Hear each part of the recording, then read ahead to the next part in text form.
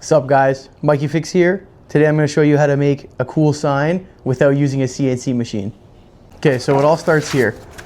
What I did was I took the logo that they wanted, whatever logo you want, throw it into Excel, and when you hit print on Excel you can see the 4 sheets of paper. So then you line this up to where you think it's going to be the right size.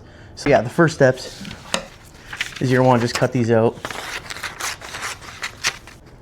You want to go right along this line because that's where you're going to tape it up with the next piece. All right, now that all the pieces are cut out, I'm going to tape them all together so that it's one big block, and then it'll be easier to transfer over. So I just do this with regular painter's tape. You kind of just use anything. So yeah, you just lay tape over one half the image, and then you take the other one and just bring it in and line it up. Just like that.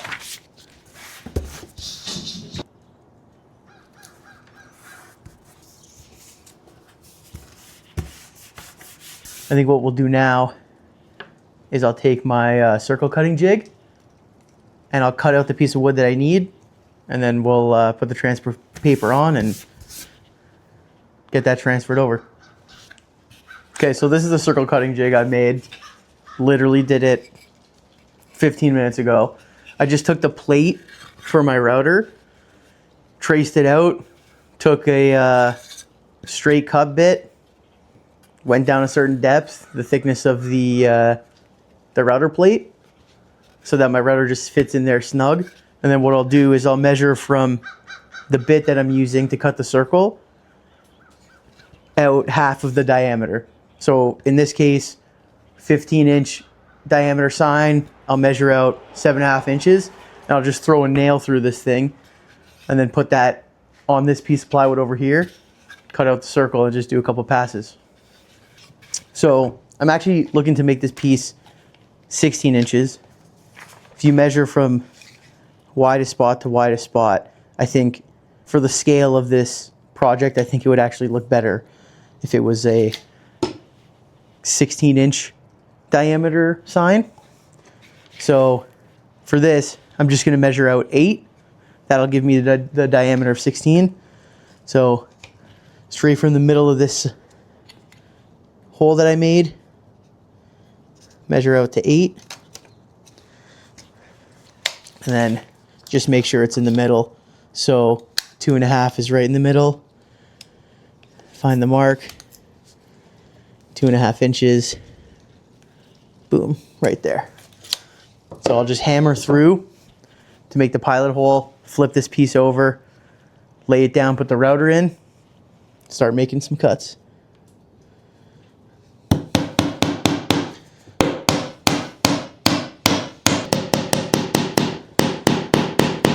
Get that nail in. Make sure this is moving pretty good. All right, everything's looking good. Let's get the router in this thing and start making some cuts. Always make sure that your router is off, just in case. And yes, I know I'm using vice grips because I lost the wrench for this, but it does the trick.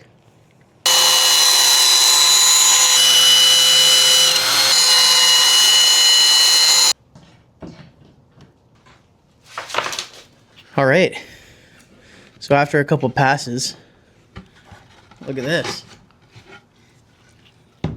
Perfect circle. Edges look nice. It helps that the bit's literally brand new. But yeah, barely any tear out. No burning on the edges. So, all right, time to move on to the next step. So let's work with this side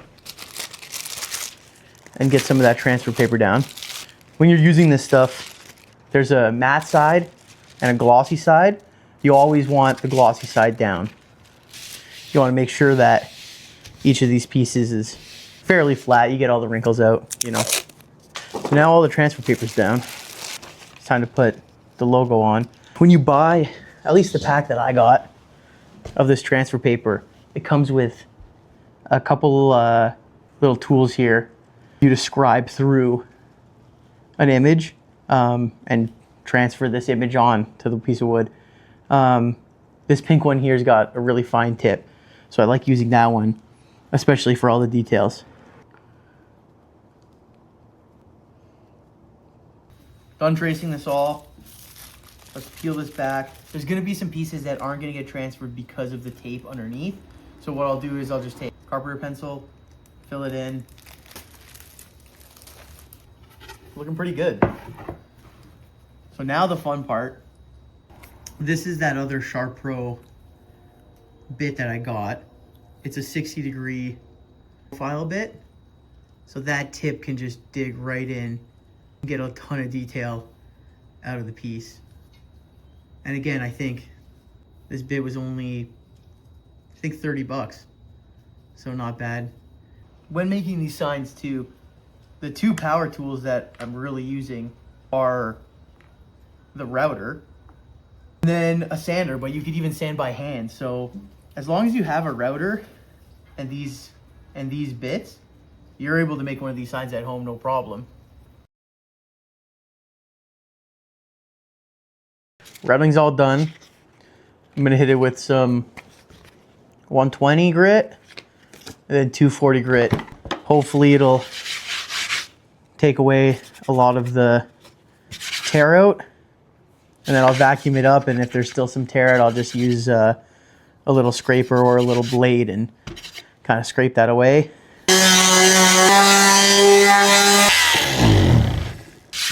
As you can see, the all those tear out marks going right away with the 120 grit, and then we just smoothened her up with the 240. What I'm gonna do before I get into painting is I got this keyhole slot bit, so I'm gonna make a slot up here so that they go to hang the sign, they'll be able to just put a screw in the wall, put the screw into the slot, and it'll hang, no problem.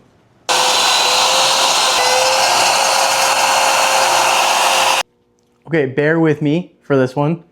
I had to close the garage, so a lot of that lighting isn't coming in anymore. Kept blowing leaves in. If I'm gonna paint, I don't want dust flying around. Like I said, I have a small garage, so I kind of have to jimmy rig most stuff. So this is my painting setup. I wanted the piece to be hanging so that I could get the full 360 around. Yes, it's hung up by a screw with wire wrapped around it, and that wire is wrapped around crappy yellow rope that everybody knows, and then that goes right up to the joist. Looks pretty janky, pretty sketchy, but I assure you, it's gonna come out perfect.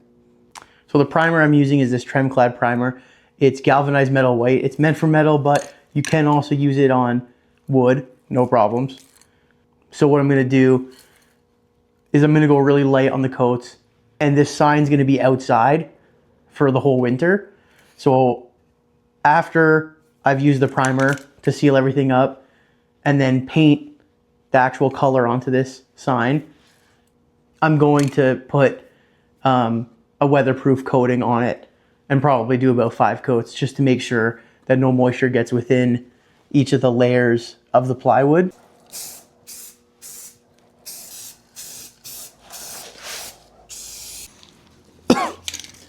I'm gonna let this sit probably about 20 minutes to half an hour in between coats, and I'll probably end up doing maybe 3 or 4 coats. Once it's fully covered, I think it's fine, but 3 or 4 coats should be good.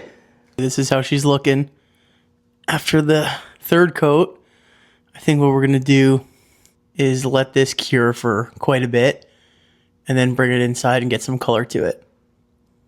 Okay, we're over here at the kitchen table now. Mine's all primed up, ready to go. We're gonna go with these acrylic paints. I find acrylic paint works really well with doing signs like this on wood. Just dries really quick and gives a good vibrant color. Let's get painting. Some of the about 3 hours in. and 1 CZ. You already know. It's looking alright.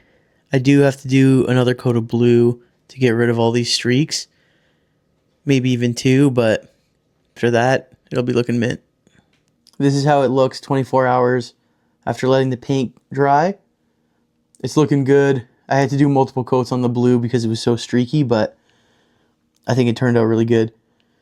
Now I'm going to put the sans urethane on it to make sure that during the winter and even summer months, it doesn't get ruined by the weather. This is the finish that I'm using. I wanted a crystal clear finish to make sure that it doesn't yellow with the sun and also be fully UV and weather resistant. It helps that it's fast drying so I can put on multiple coats. On the can it says that 4 coats is recommended. So I'm going to do that. And after a couple more coats, this is how she turned out. Should be fully sealed, ready for any weather condition, and ready to mount on the cottage. If you want to see any more videos like this, make sure you like, comment, and subscribe.